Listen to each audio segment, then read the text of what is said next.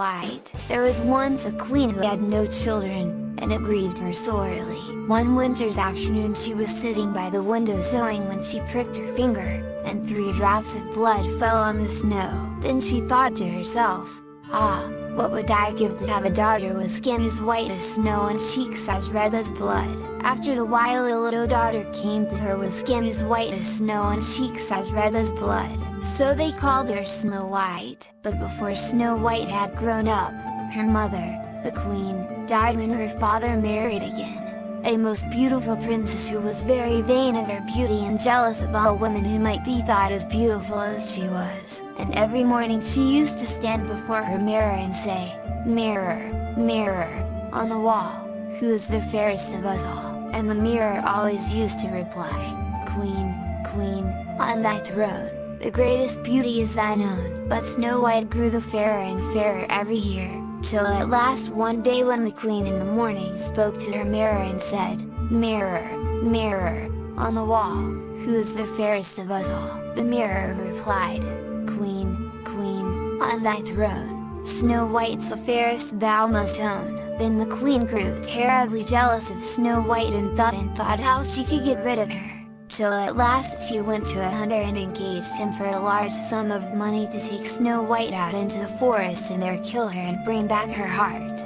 But when the hunter had taken Snow White out into the forest and thought to kill her, she was so beautiful that his heart failed him, and he let her go, telling her she must not, for his sake and for her own, return to the king's palace. Then he killed a deer and took back the heart of the queen, telling her that it was the heart of Snow White. Snow White wandered on and on till she got through the forest and came to a mountain hut and knocked at the door, but she got no reply. She was so tired that she lifted up the latch and walked in, and there she saw 3 little beds and 3 little chairs and 3 little cupboards all ready for use. And she went up to the first bed and lay down upon it, but it was so hard that she couldn't rest. And then she went up to the second bed and lay down upon that, but it was so soft that she got too hot and couldn't go to sleep.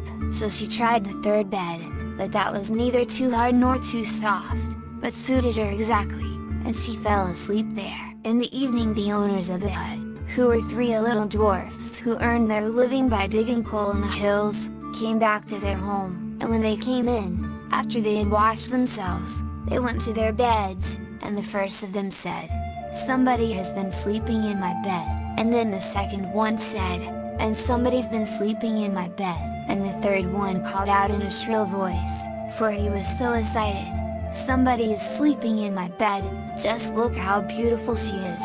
So they waited till she woke up, and asked her how she had come there, and she told them all that the hunter had said to her about the queen wanting to slay her. Then the dwarfs asked her if she would be willing to stop with them and keep house for them, and she said that she would be delighted. Next morning the queen went up as usual to her mirror, and called out, "Mirror, mirror, on the wall, who is the fairest of us all?" And the mirror answered as usual, "Queen, queen, on thy throne, Snow White's the fairest thou must own." And the queen knew that Snow White had not been slain, so she sent for the hunter and made him confess that he had let Snow White go, and she made him search about beyond the forest, till at last he brought back word to her that Snow White was dwelling in a little hut on the hill with some coal miners.